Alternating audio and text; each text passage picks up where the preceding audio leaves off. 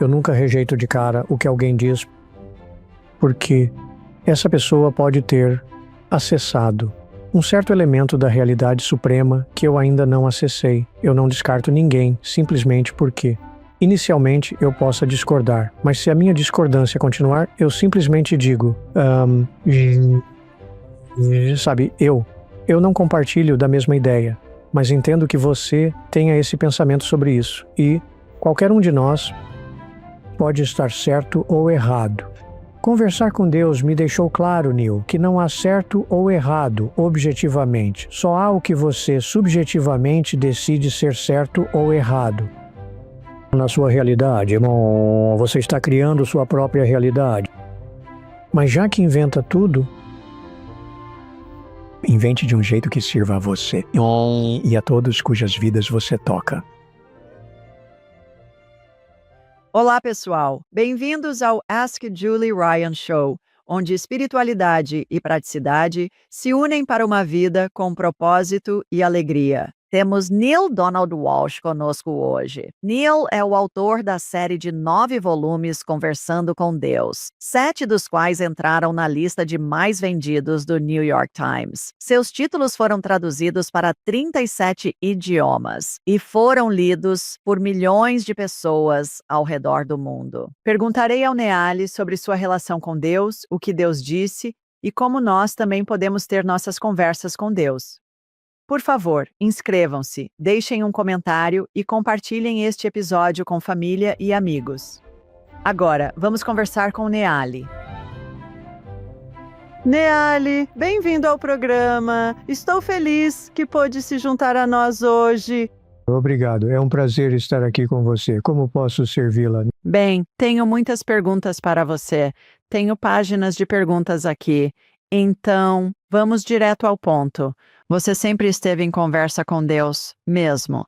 Mesmo quando criança? Não da maneira que, bem, é expresso nos meus livros, mas de forma mais ampla. Acredito que todas as pessoas, e me foi dito, que todas as pessoas estão conversando com Deus o tempo todo. Nós simplesmente chamamos de outra coisa. Intuição feminina, epifania, percepção repentina, uma ideia brilhante, sabe? Então, nós simplesmente usamos outras palavras para descrever a mesmíssima experiência, uma inspiração. Então, eu tive inspirações desde criança, claro, mas não as chamaria do tipo de conversas que tive, sabe? Pergunta, resposta, nas quais me envolvi, desde que tinha 53 anos. Como você sabe, quais pensamentos são seus e quais pensamentos vêm de Deus? Todos os pensamentos que expressam alegria, liberdade e amor incondicional vêm do aspecto de cada um de nós que é divino. Eu não sou diferente de ninguém. Cada um de nós, no meu entendimento, é uma individuação do divino. E então, pensamentos que expressam amor incondicional, amor puro. Pensamentos que expressam liberdade e alegria, expansão. Esses são pensamentos que vêm para nós e através de nós, da parte de nós, que é divina. Esse é meu entendimento. Posso estar errado, claro, sobre tudo isso. Você vem de uma família espiritual? Bem, sabe, eu vim de uma muito tradicional, sabe? Sim, mas não espiritual da maneira que as pessoas usam a palavra hoje. Eu vim de uma família muito. Meu pai era extremamente católico. Ele era um católico muito devoto. Minha mãe era um pouco mais, não a chamaria de católica devota. Eu diria que ela era mais uma pessoa de fé, talvez. De mente aberta e não tão dogmática, é a palavra que eu estava procurando. Ela sentia que Deus estava em todo lugar e falava com cada um de nós. E essa foi a grande lição que ela me deixou. Deus está em todo lugar. E sabe o que ela me disse quando estava falecendo? Eu tive o privilégio de vê-la nos últimos momentos de sua vida. Ela estava doente e os médicos deram a cada um de seus filhos e a seu marido 5 minutos para passar com ela e nos meus 5 minutos. Minha mãe olhou para mim, viu uma lágrima no olho e disse: "Oh, querido, não chore. Me prometa uma coisa." Eu disse: "O quê?" "Dance no meu túmulo." Oh, uau! Eu disse: "Por que você diria isso?" Ela disse: "Porque eu sei exatamente para onde estou indo. Volto a Deus. Então, dance no meu túmulo." E sabe de uma coisa, Julie?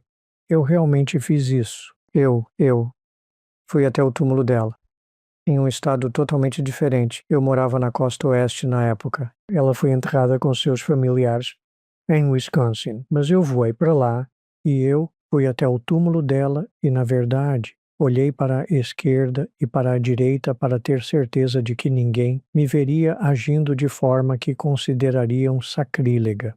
Mas eu fiz uma dancinha suave no túmulo dela. Como você se sentiu? Me fez sentir maravilhoso porque eu sabia que ela entendia que ela estava com Deus em alegria no céu. E eu estava celebrando que ela tinha feito sua transição perfeitamente, exatamente como ela esperava fazer. E sabe de uma coisa? Tenho que te dizer algo, Julie.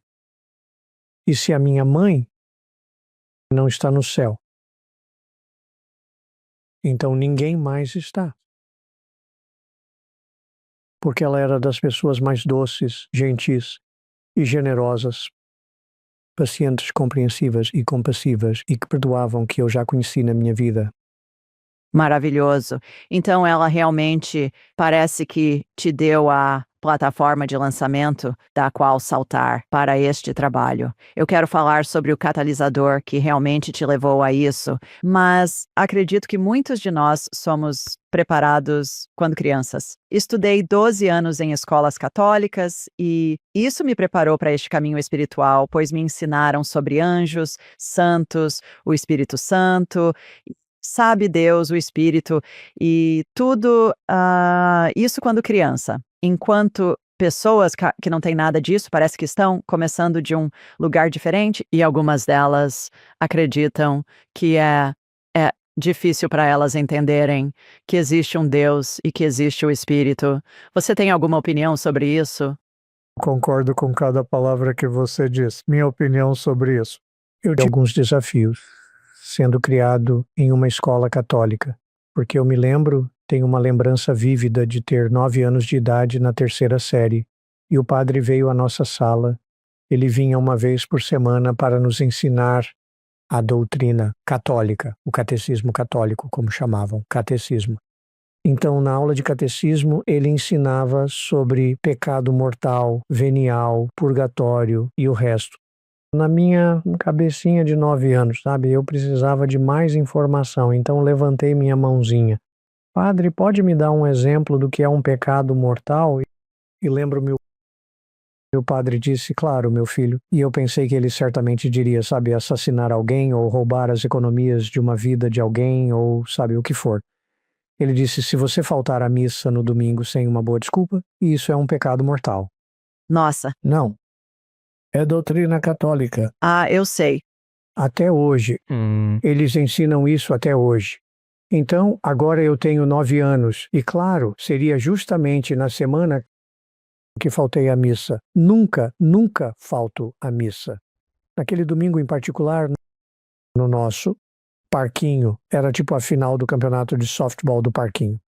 E eles e eu estava no time, e os membros do time disseram, Niali, você não vai nos abandonar, é o nosso grande precisamos jogo de você no time. Eu disse, tudo bem, tenho certeza que posso, vai ficar tudo bem, sabe, por uma semana da minha vida. Então eu simplesmente fui para o parquinho e joguei no jogo. E faltei à missa naquele domingo. Ele falaria sobre isso, claro, naquela quarta-feira. Agora penso, eu vou para o inferno. Porque faltei à missa no domingo, a menos que eu me confesse.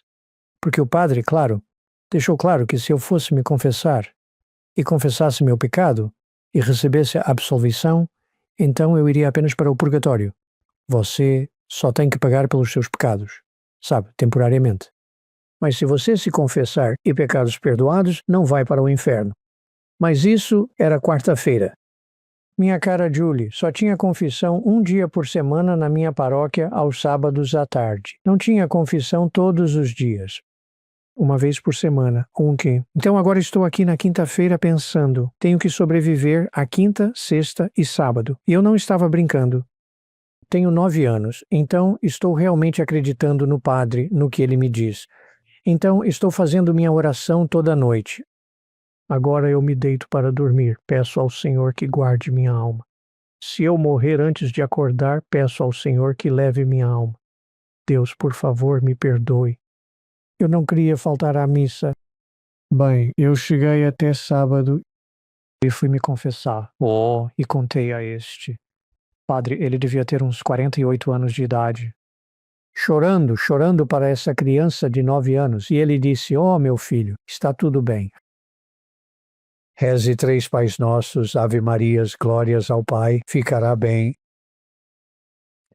Então, mas me ensinaram o ponto desta anedota. De verdade, já que perguntou sobre minha formação, me ensinaram sobre um Deus condenador, punidor e implacável. Se cometermos um pecado mortal e não nos confessarmos, ou de alguma forma não conseguirmos nos confessar a tempo, antes de morrermos, porque eu até perguntei a um padre, eu disse, padre, se eu fosse atropelado por um carro, Deus me livre a caminho da igreja para me confessar e morresse na calçada. Minha intenção não contaria, quer dizer, estou a caminho da igreja para confessar meu pecado. E sabe, Deus, sabe o que a igreja, o que o padre disse? Sinto muito, meu filho. Mas você iria direto para o inferno. Nossa Senhora, ele não podia violar. Sabe a doutrina católica bem na frente da irmã, da freira que estava na sala comigo, ouvindo tudo isso?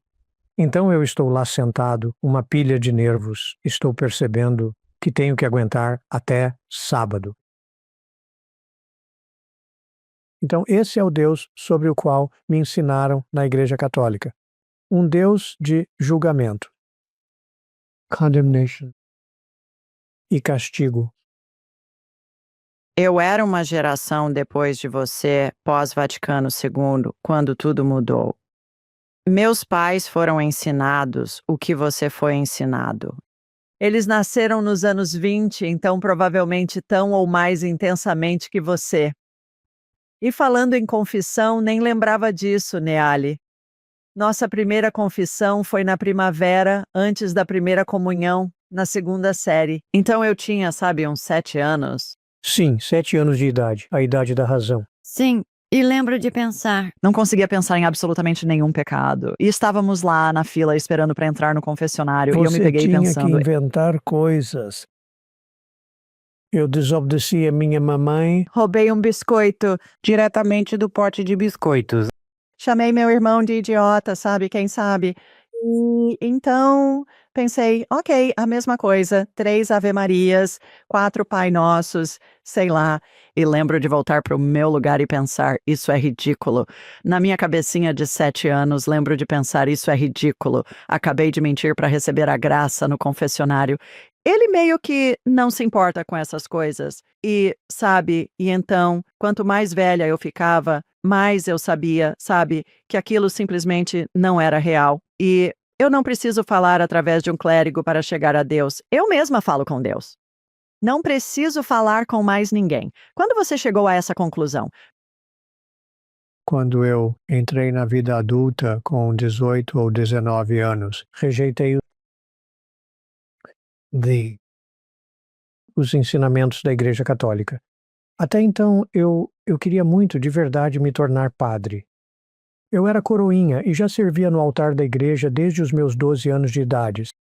Então eu ajudava na missa. Muitas vezes, na maioria das manhãs da semana. Porque na nossa paróquia, eles tinham uma missa toda manhã. E, então, ajudei na missa na maioria das manhãs da semana por anos. E queria ser padre. Meu pai se recusou a me mandar para o seminário porque as irmãs, claro, as freiras na escola, estavam dizendo ele tem a vocação. Incentivavam meu pai a me matricular no seminário. porque você entrava no seminário na mesma época que outros na faculdade, com 18, 19 ou 17 anos. Mas meu pai se recusou. Ele disse: não, você não vai.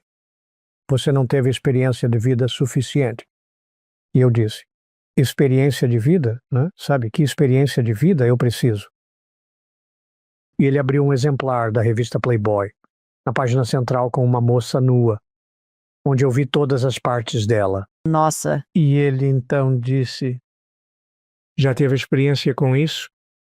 Eu disse: não, eu ouvi falar. Ele disse: bem, quando tiver uma experiência com isso e depois me disser que não está mais interessado, pode ir para o seminário, mas não vai sem conhecer muitos aspectos da vida, não apenas este. Então ele teve bom senso, o suficiente para não me deixar entrar no seminário quando tinha 17. E então, mais tarde, sabe, quando fiz 20 e 21 anos e entrei na vida real como adulto, eu percebi que, afinal, eu não queria me tornar um padre católico. Na verdade, eu queria ser um DJ de rádio, era o que eu realmente desejava, que foi o que eu fiz por anos. de música ou de rádio falada ou ambos? Bem, começou como DJ, sabe, porque não havia muita rádio falada, sabe, na época, quando eu tinha apenas 19 anos. Mas no final, anos depois, eu entrei para a rádio falada e acabei tendo meu próprio programa de rádio com distribuição nacional. Mas isso foi tipo 17 anos depois. Uau! Que tipo de música você tocava? Pop ou... Ou talvez rock and roll. É, isso mesmo. Rock and roll sabe, por aí, em vários lugares. Bem, começou em Milwaukee, depois foi em Spartanburg, na Carolina do Sul, depois foi um pouco em Portland, na área de Portland, Oregon e em San Diego. Sabe, pessoal de rádio se muda muito. Trabalhei em diferentes estações de rádio em várias cidades. Pode nos dar uma pequena, sabe, volta ao passado, você anunciando uma música, uma de suas favoritas. Dê-nos uma pequena versão do Neil DJ, o DJ anunciando uma de suas favoritas. Eu não sei que música eu anunciaria, mas eu me lembro de passar muitos momentos no ar. 4h20 da tarde, 45 graus lá fora, a 1h15 da tarde. KJC Light 102, agora mais música com os Beatles. Ah, isso é fabuloso! Fabuloso. E quando fazia rádio falada, qual era o assunto? Era político ou o quê? Não era tópico específico, como a maioria das rádios faladas. O que quer que surgisse, sabe, os ouvintes que ligavam definiam, sabe, as pessoas que ligavam definiam a pauta. Eu raramente tinha um tópico específico que eu tinha que seguir. Eu abria cada programa com algum tipo de comentário, mas depois o programa ia para onde os ouvintes o levavam. O que o tornou tão popular porque era um programa de entrevistas conduzido pelos ouvintes. Olhando para trás, acha que isso te levava para onde finalmente chegou? Sendo um comunicador global, faço aspas com os dedos, um comunicador global, e você meio que aprimorando habilidades de comunicação na rádio falada, naquele formato? Eu não acho que pensei sobre isso em termos tão deliberados ou precisos, mas acho que olhando para trás, retroativamente, provavelmente era o que estava acontecendo. É o que estou ouvindo também. É o que estou ouvindo de Deus na minha cabeça, que tudo isso era parte de você sendo guiada nesta jornada de educar o mundo sobre. Eu não sei se estou educando o mundo, mas estou compartilhando minha opinião com o mundo. Bem, acho que você está educando o mundo para uma perspectiva diferente daquela a que foi exposto na infância. E muitos de nós, não apenas no catolicismo, mas em muitos diferentes segmentos de religião, cultura e afins. Nosso pároco aqui, estou em Birmingham, Alabama, e uma das minhas citações favoritas, Neil, do padre John Fallon, da Ilha Esmeralda, nascido e criado lá, está aposentado agora. Mas ele disse: não seria ótimo se soubéssemos que anjos e nossos entes queridos nos encontram quando morremos? E ele disse: as pessoas têm tanto medo de voar ou fritar. Do púlpito, ele disse isso. E eu pensei: vou roubar essa. Eu disse a ele, depois da missa, eu disse: ok, vou pegar essa frase para mim. Perfeita e clara. É um conceito novo para pessoas como o seu eu de 9 anos. Quando você estava preocupado em perder a missa por causa do jogo de beisebol, você estava preocupado que ia fritar. Isso porque foi o que te ensinaram. Bem, a maior figura de autoridade na minha vida, o pároco me dizia isso. Claro que acreditei. Aos 9 anos, Sim, então alguém realmente frita? Quando morre, não, claro. o que você acha que acontece? Vamos para casa, adeus. Nós retornamos ao reino espiritual. Nós nos experienciamos como quem realmente somos, a individuação da divindade. Nós experienciamos alegria, paz, amor, liberdade, expansão. Nós experienciamos amor puro. Um amor que não precisa de nada, não pede nada, não espera nada e não exige nada. Nós experienciamos quem realmente somos. Então decidimos. Queremos retornar ao reino do físico, para demonstrar de forma mais completa o que sabemos que somos. E nós não temos que retornar se não quisermos. Mas claro, podemos, se escolhermos. E então, no meu caso, eu retorno. Disseram-me várias vezes que esta não é a minha primeira vida aqui, nem será a minha última. Se depender de mim. Porque quando você volta à forma de puro espírito, você acha que vai inventar outra aventura que queira explorar. Bem, porque o universo está aberto para mim, eu não tenho que voltar para a vida física, na Terra. Eu posso retornar ao reino do físico em qualquer lugar do cosmos. Então eu posso decidir ir para as Pleiades ou algum outro, planeta onde a civilização é mais avançada, ou eu poderia ir para uma civilização que é ainda menos avançada que a nossa e me tornar, útil dessa forma. Então, mas eu tenho o universo inteiro para escolher, de acordo com o meu entendimento. E então sim, eu posso decidir voltar ao reino do físico, no meu entendimento. Existem 3 reinos distintos no reino de Deus: o reino do espiritual, o reino do físico e o reino do ser puro, que é a combinação de ambos. E eu estou agora no reino do físico, eu retornarei ao reino do espiritual e eu poderia escolher ir para o reino do ser puro, se essa fosse a minha escolha. E o que é o reino do ser puro? É o reino espiritual e o físico combinados. Quando somos nossa essência. Este é o meu entendimento sobre o assunto. E repita para nós: quem somos nós, realmente? Meu entendimento é que cada um de nós é, e assim como todo ser senciente no cosmos, que todo ser senciente no cosmos é uma individuação da divindade. Eu disse a Deus: você pode me ajudar a entender isso? Você pode reduzir isso a, termos compreensíveis? Deus disse: claro. Você já esteve em um transatlântico? Eu disse: sim, já estive. Ele disse: você já viu uma onda do convés do transatlântico? Eu disse: sim, já vi. Deus disse: ok. Você é uma onda no oceano de Deus. Você é uma individuação, um surgimento individual do oceano.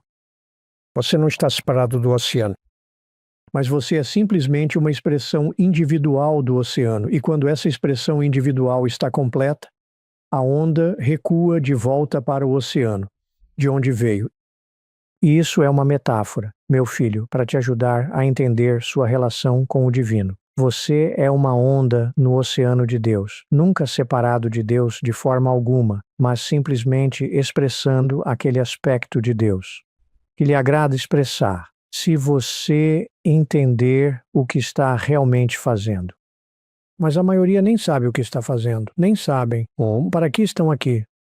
Por que estão no plano físico?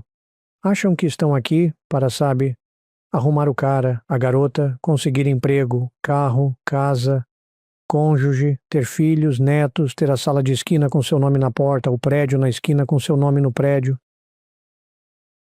Aí vem os cabelos brancos, netos, cruzeiros, voltar para casa, ficar doente e dar o fora. E essa é a fórmula pela qual elas viveram a vida. Muitas, muitas, muitas pessoas, não uma ou duas, mas o maior número de pessoas no planeta, pelo que eu observo, vive de acordo com alguma versão dessa fórmula. Pouquíssimas pessoas entendem isso. Espere um minuto.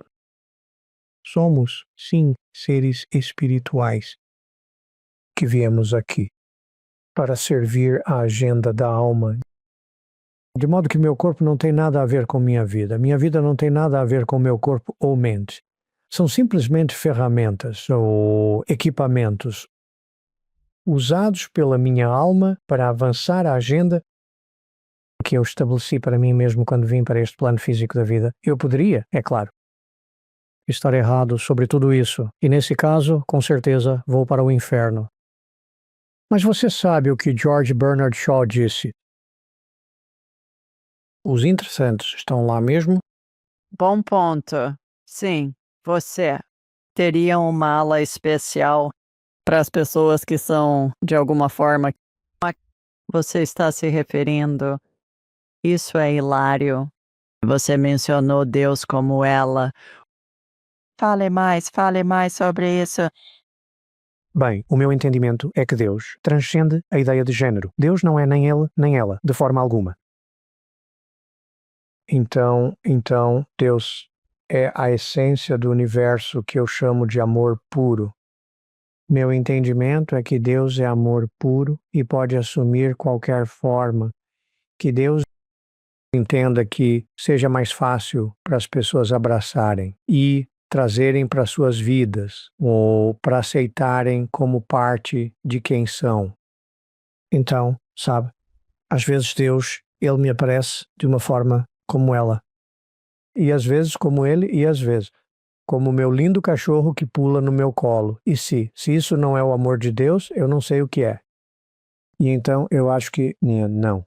Deus não tem um gênero.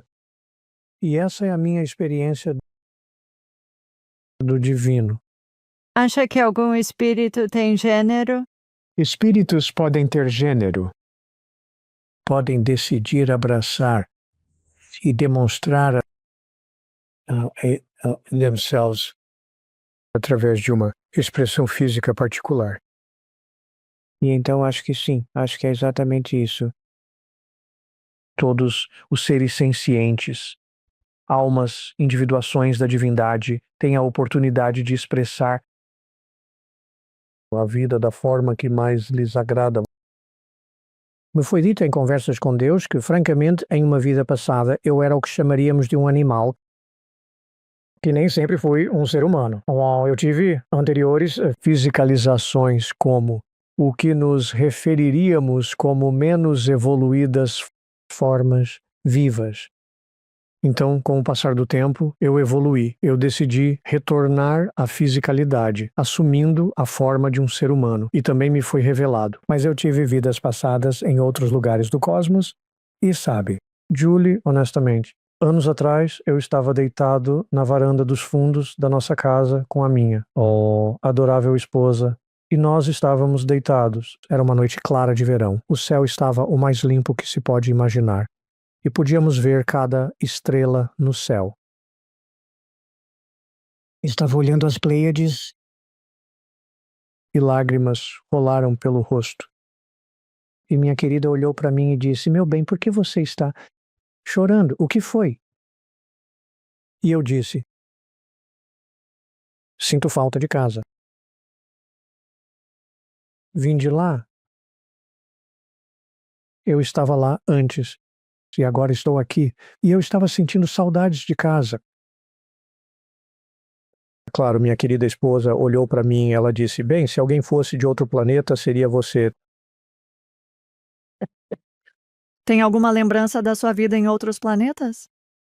Eu acho. Não sei se tenho memórias no sentido clássico. Acho que tenho uma consciência do que seres altamente evoluídos experienciam em suas vidas, e coloquei essas percepções em um livro chamado Conversando com Deus, livro 4, com um subtítulo Desperte a Espécie, no qual estão listadas 16 diferenças entre seres altamente evoluídos e membros de espécies que continuam a agir como se fossem bárbaras, como nós fazemos neste planeta.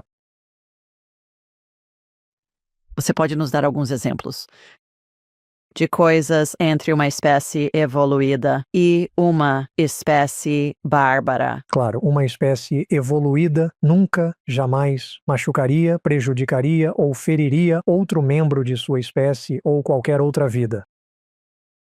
Muito menos criaria uma civilização que tenha alguma forma de guerra acontecendo durante todos, exceto 5% da história registrada, o que é verdade sobre a vida na Terra. Uma espécie evoluída nunca negaria benefícios de saúde e tratamento médico e medicamentos às pessoas porque elas não podem pagar por eles e permitiria que um quarto da humanidade vivesse sem comida suficiente. Não sei se as pessoas entendem, mas neste dia de nossa vida, 653 crianças vão morrer de fome every hour. Eu não inventei isso. É uma estatística que foi pesquisada. 653 crianças morrem de fome neste planeta a cada hora, enquanto temos comida sendo jogada fora nos restaurantes de Paris, Tóquio e Nova York. Para fornecer alimento para muitas aldeias de países empobrecidos. Que tipo de civilização se comporta como nós? Entre si? Uma civilização bárbara? E, obviamente, espécies civilizadas nunca se comportariam assim. Nem espécies evoluídas, altamente evoluídas, compartilhariam tudo. Elas veriam todos como um só, que nós somos todos um. Simplesmente como os dedos da minha mão individualizados, mas não separados de forma alguma. Somos todos dedos nas mãos de Deus. É que simplesmente poucos de nós entendem isso.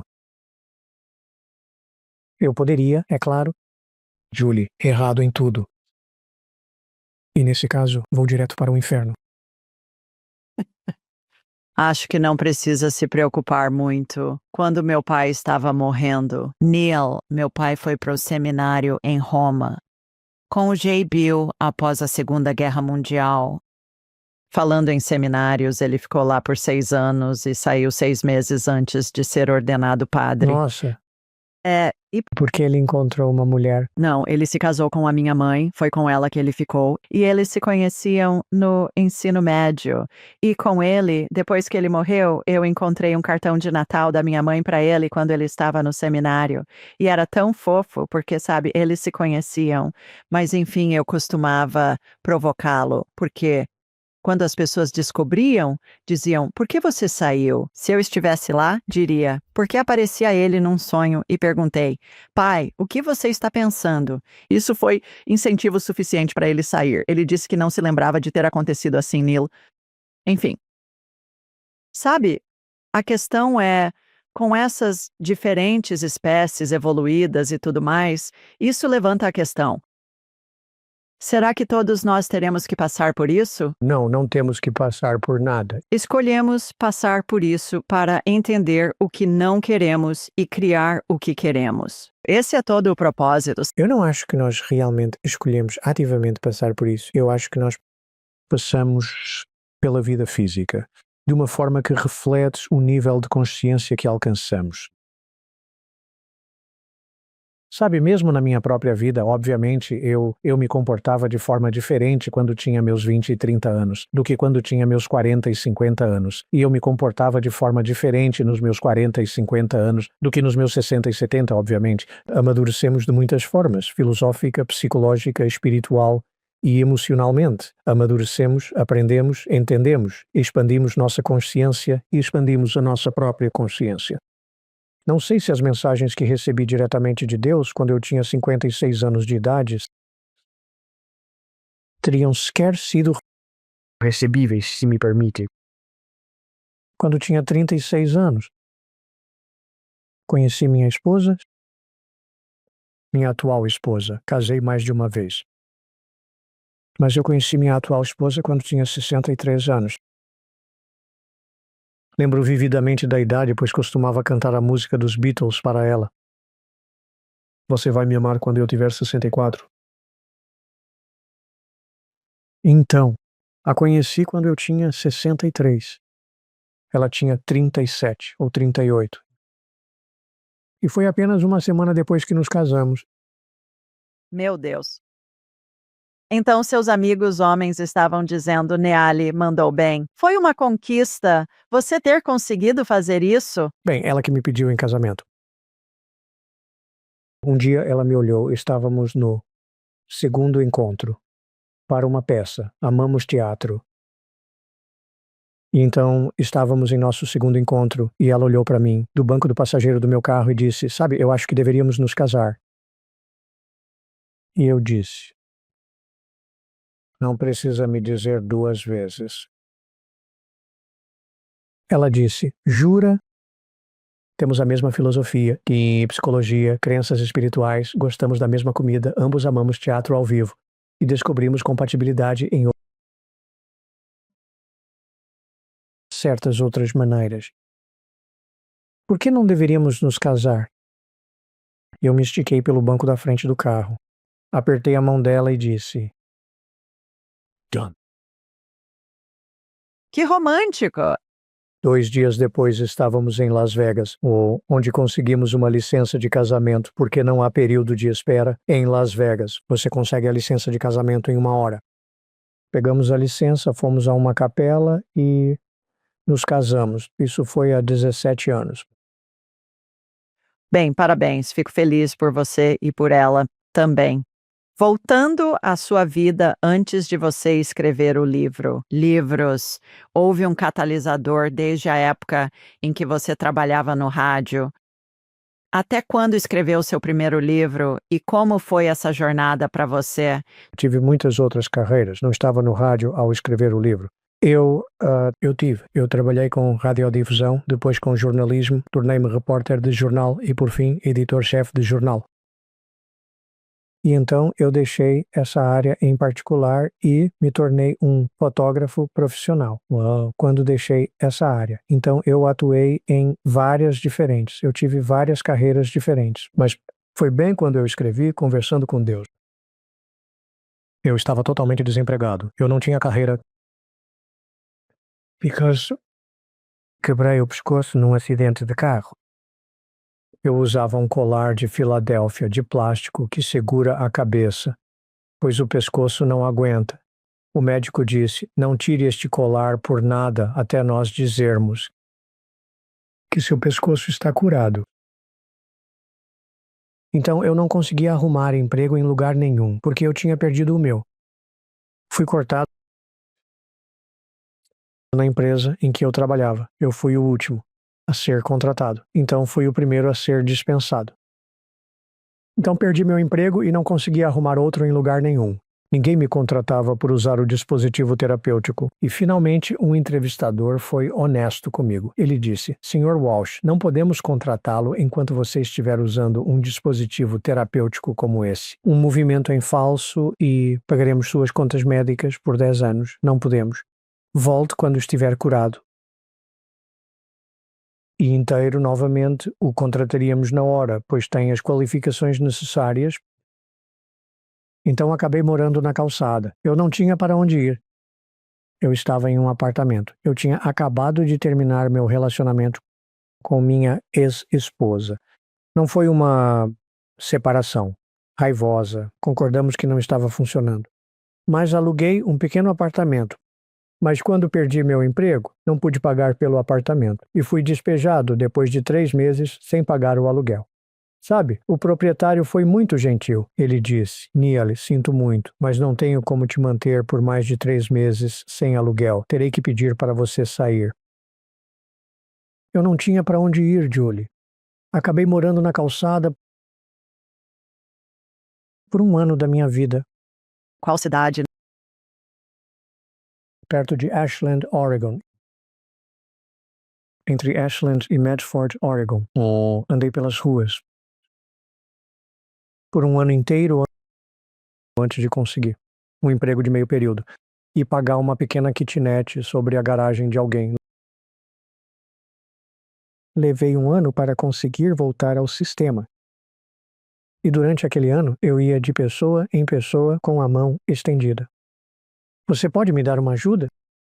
Mesmo que sejam só algumas moedas, por favor. Se eu conseguisse 1 ou 2 moedas de 25 centavos de cada pessoa que eu pedisse hoje, talvez eu comesse antes do fim do dia. Não, você não percebe. Como perde a dignidade na calçada, dormindo na chuva, no frio, no chão. Você encontra um lugarzinho para alguns, momentos de descanso, até o policial cutucar seu pé com o cacetete. Circulando. Você não pode nem mais dormir.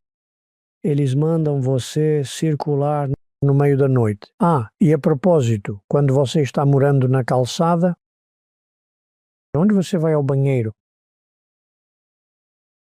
Você perdeu toda a dignidade humana.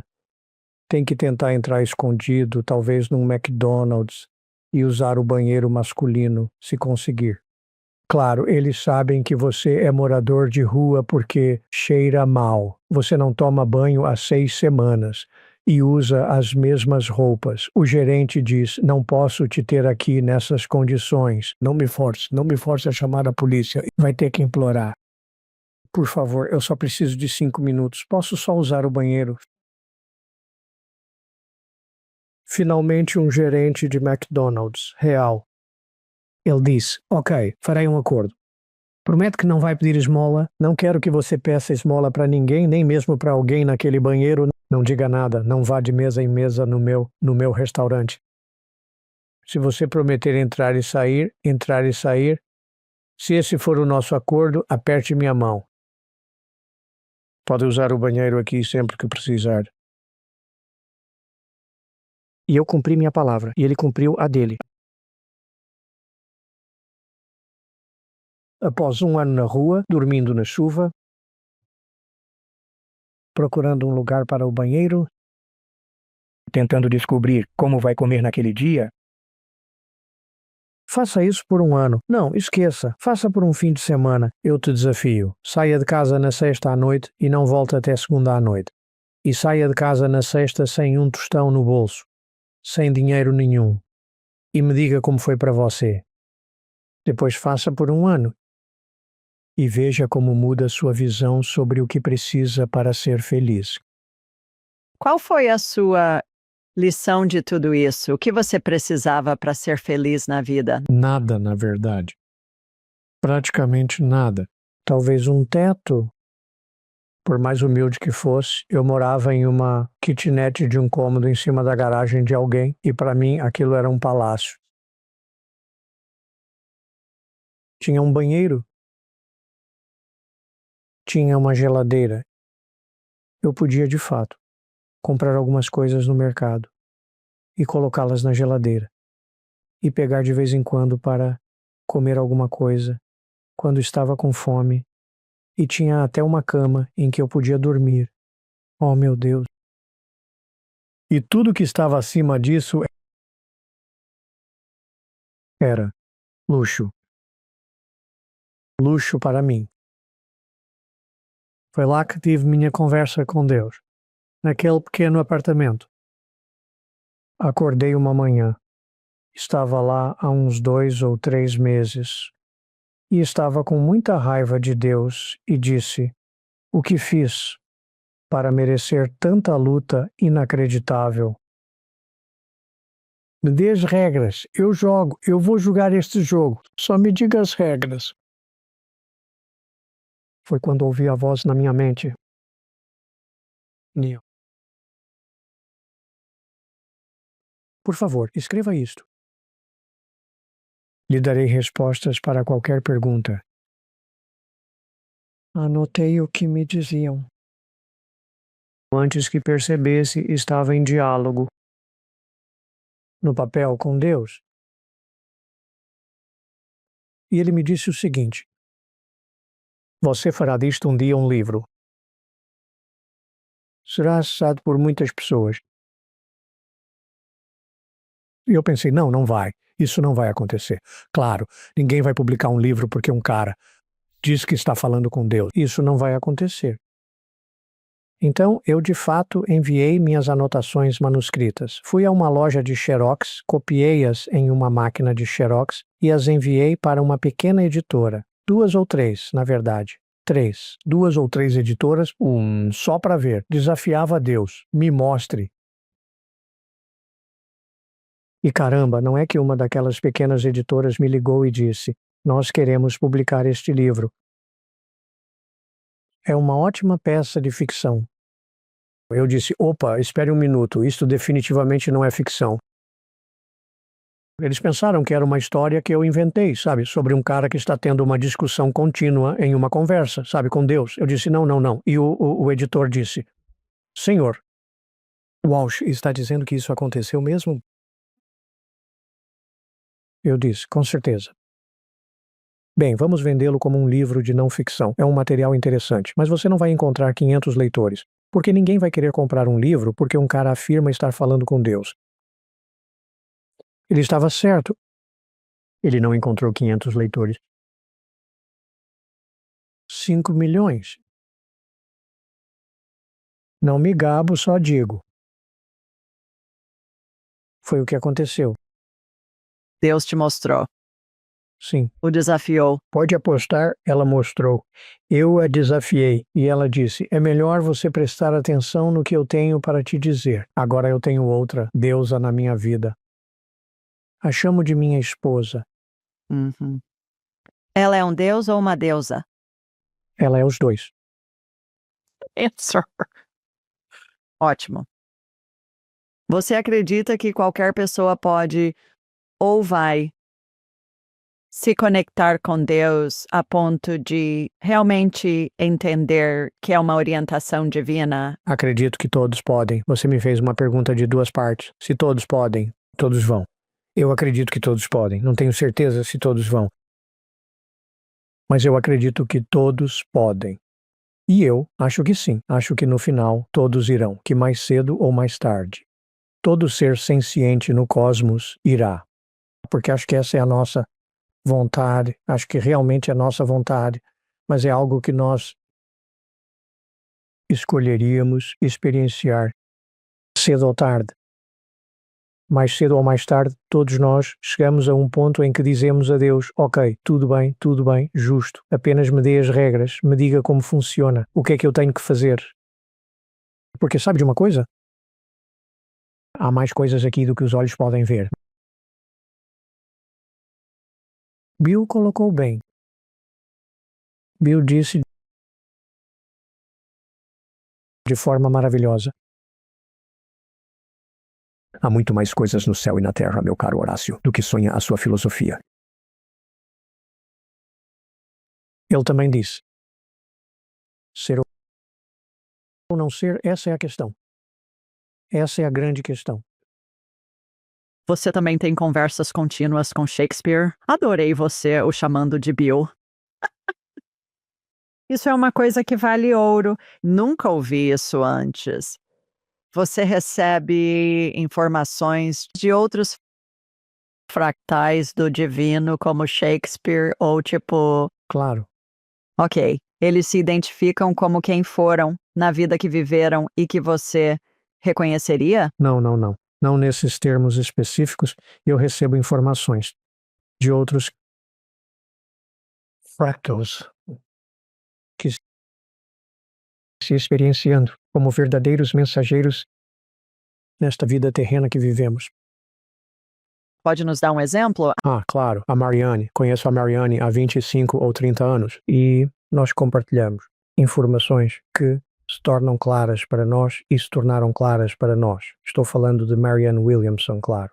O Deepak. Eu me conectei com o Deepak em um nível pessoal. E o Wayne Dyer e eu éramos amigos antes de ele ir para casa. Eckhart Tolle e eu tivemos tempo pessoal, compartilhamos jantares.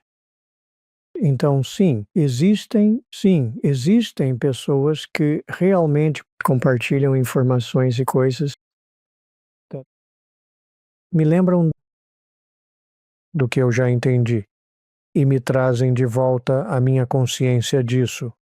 Quando alguém assim, tipo de alguém que estou fazendo aspas com os dedos, é como um canalizador espiritual ou líder de pensamento, e eles dizem algo que não ressoa com você ou com o que você passou a acreditar com base no que lhe foi dito em suas conversas com Deus.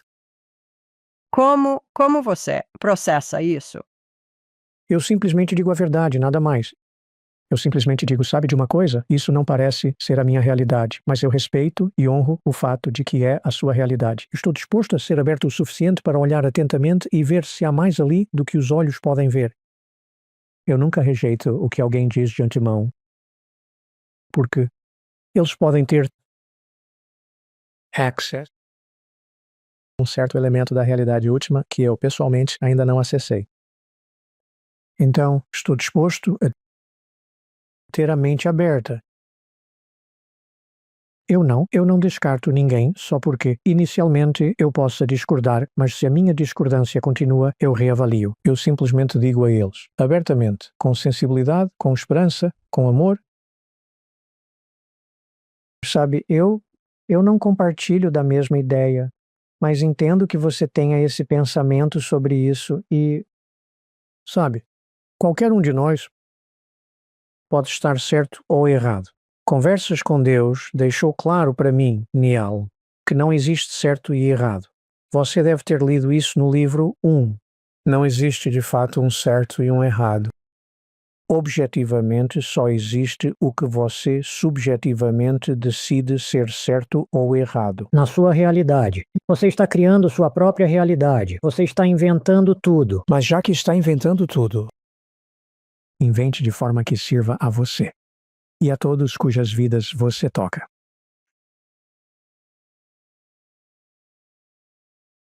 Ok. Eu disse adeus. Fechado.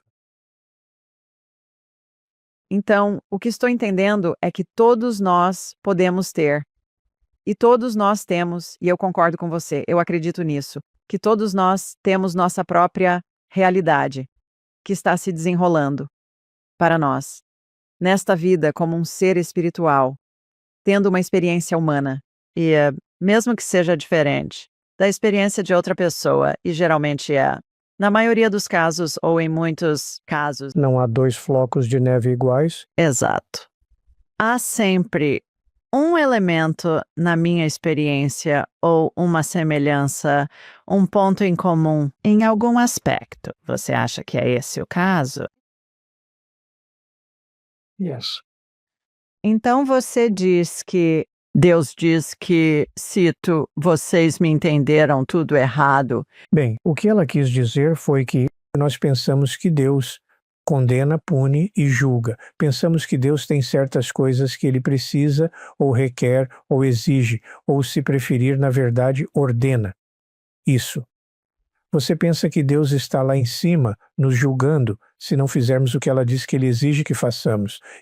E o que Deus me disse, Niall, me entendeu errado. Isso me veio, devo dizer, quando eu estava fazendo um programa de televisão nacional. Eu estava no Today Show e um homem chamado Matt Lauer estava me apresentando e ele estava me entrevistando. Tivemos cerca de uma entrevista de 9 minutos. E, perto do final da entrevista, ele disse, sabe, Sr. Walsh, você afirma estar falando diretamente com Deus. Então, qual é a mensagem mais importante de Deus para o mundo? A propósito, ele disse, ajudaria se você pudesse resumir em um parágrafo, porque só temos 30 segundos. Então eu pensei comigo mesmo, tendo trabalhado em rádio e TV por anos, seu danadinho, você me faz a pergunta mais importante de toda a entrevista. Quando você sabia que só tínhamos 30 segundos, você poderia ter começado com essa pergunta. Mas não, você aguardou para o final. Então pensei, o que direi a esse cara em 30 segundos ou menos? A mensagem mais importante de Deus para o mundo. Me veio, de repente. Olhei para Matt e disse, Matt, não preciso de 30 segundos, nem de um parágrafo, posso dar em 5 palavras. E Matt Lauer, fiel ao seu estilo, e virou-se para a câmera com um olhar meio sarcástico no rosto e disse: Senhoras e senhores, do homem que afirma estar falando com Deus. A mensagem mais importante de Deus para o mundo. Eu? Olhei para a câmera e disse: a mensagem de Deus em 5 palavras. Me entenderam mal. Agora, Matt, se essa mensagem estiver incorreta, a conversa acabou. Se essa mensagem estiver correta, então a conversa está apenas começando. Onde quer chegar, Matt? E ele não tinha nada a dizer. Ele realmente teve que chamar o comercial. Ele disse: bem, certamente foi uma entrevista interessante. Obrigado, Sr. Walsh. Voltamos após as mensagens do patrocinador. E esse foi o fim da entrevista. Mas, surpreendentemente, acabei escrevendo um livro com esse título. A mensagem de Deus para o mundo. Subtítulo: Me entenderam errado. Qual foi o comentário dele para você depois que a entrevista acabou, quando você estava saindo do set? Ou ele fez algum? Não, apenas um comentário geral. Ele disse: muito interessante. Obrigado pelo seu tempo. Você é interessante. Por que ele deixou essa pergunta para o final? Não sei se ele fez isso de propósito ou se simplesmente foi assim que aconteceu. Mas se ele fez isso de propósito, provavelmente foi porque ele queria terminar de uma forma especial a entrevista com uma nota poderosa. Ele queria, deixando o melhor para o final. Então você deu a ele a coisa mais poderosa. No final, Bem, eu dei a ele o que me veio. E eu percebi depois que disse que era, uau, uma mensagem muito poderosa. Eu não tinha recebido essa mensagem em todos os diálogos em que me envolvi, mas em nenhum momento me foi dito: você me entendeu tudo errado.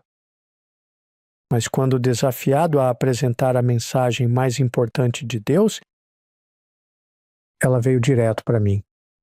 E acredito que seja verdade. A propósito, a maior parte da humanidade entende: Deus é errado.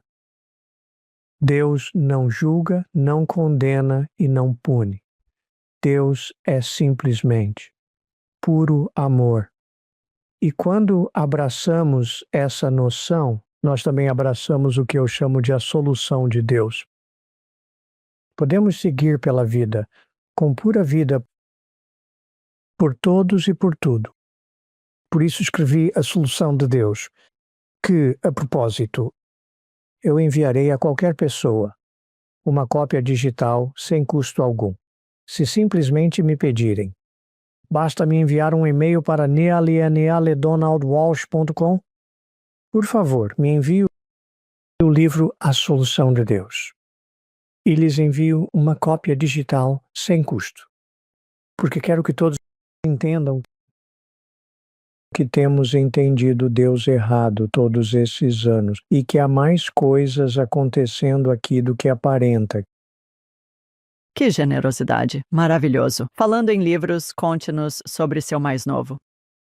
Bem, eu escrevi 41 desses livros e meu livro mais recente se chama God Talk. Mas é a primeira vez, Julie, que alguém me perguntou. Sabe, normalmente quando um autor escreve um livro, eles veem se conseguem encontrar uma editora ou se tem um agente literário. Tenho agente literário há 23 anos. Eles encontram uma editora e então eles oferecem por aí para ver se alguém quer publicar o livro. Mas as editoras não ligam para os autores, como regra. Mas neste caso foi incomum porque meu telefone realmente tocou. Um dia, cerca de 1 ano e meio ou 2 anos atrás, e era uma editora no telefone. Eles conseguiram meu número com uma das outras editoras que tinham meu número claro, e me ligaram e disseram: você estaria disposto a escrever um livro para nós? E eu disse: bem, essa é uma pergunta interessante. O que vocês tinham em mente? Eles disseram: gostaríamos que você escrevesse um livro que dissesse às pessoas como ter sua própria experiência de conversas com Deus. Eu adoraria escrever. Então eu escrevi em 5 semanas, porque foi um processo muito simples. Eu apenas contei às pessoas qual foi a minha experiência e o entreguei em 5 semanas. Foi publicado como God Talk. E o livro agora contém histórias de outras pessoas de todo o mundo que também sentem que tiveram sua própria interventions do divino, não porque a editora fez um convite na internet, convidando as pessoas, se você sente que já teve uma intervenção diretamente de Deus, envie-nos sua história. E eles me ligaram e disseram, sabe, recebemos mais de 100 e-mails de pessoas de todo o mundo. Nós escolhemos os 8 e-mails mais interessantes e queremos que seja a segunda metade deste livro. Eu disse, façam isso. Ótima ideia. Assim as pessoas não vão pensar que eu sou o único. Então, última pergunta. Talvez a mais importante. Para alguém que queira começar sua própria conversa com Deus, você tem uma principal recomendação para eles fazerem que possa ajudá-los a começar o processo? Fique desperto.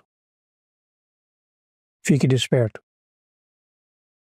Saiba que Deus está falando com todos nós o tempo todo, usando qualquer meio ao qual você se permitiu estar aberto.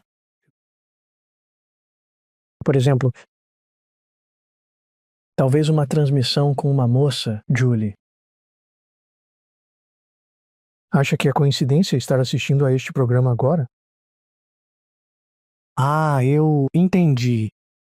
Entendi o que está acontecendo. Estou me abrindo para a possibilidade de que estou recebendo mensagens da parte dentro de mim que é divina. Não é um aspecto fora de mim falando comigo aqui embaixo. Este é um aspecto que está dentro de mim, parte de mim, simplesmente se comunicando comigo através de mim como eu. Eu poderia, claro, estar errado sobre tudo isso. Mas acho que não. Também não. Obrigada. Que maneira maravilhosa de encerrar a conversa. Onde encontrar mais informações?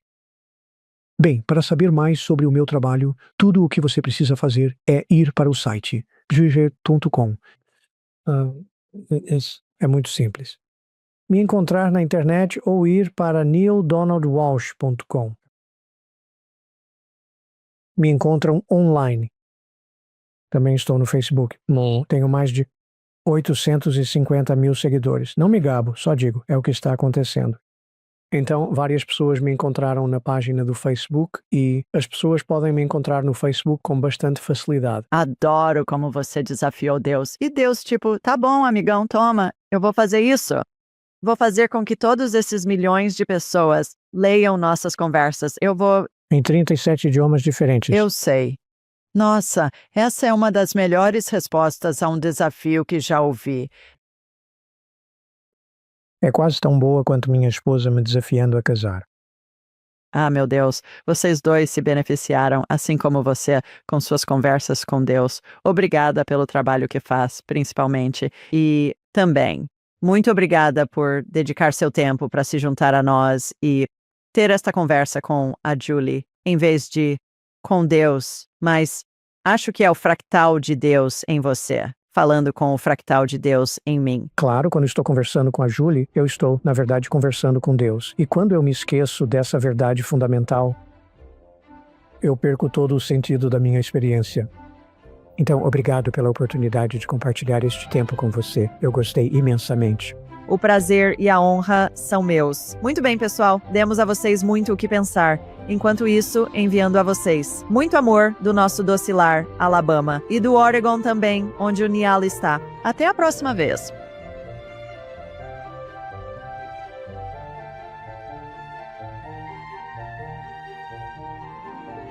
Para aprimorar sua jornada espiritual, clique em um dos vídeos abaixo.